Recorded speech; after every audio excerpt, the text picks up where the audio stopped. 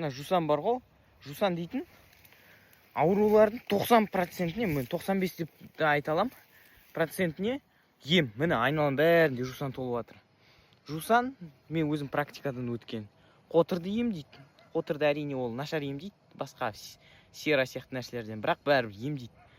Ол малдың аппетитін ашады, жараларды ем дейді, және құрттар түсіреді, и одан да көп ауруларды ем дейді.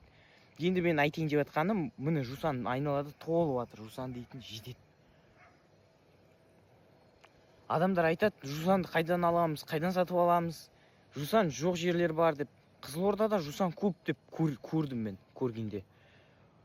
Шөл дала, тек жусандар, таяқ жусандар шошайтып тұратын. Или мен шатастырдым ба ол кезде басқа шөппен. Қызылордада жусан жоқ деп айтады біреу. Қырғын ақша сатып алып жатыр. Міне мына жер бізде тегін өсіп жатыр. Тек шауып алсам болды. Не бір түрі бар.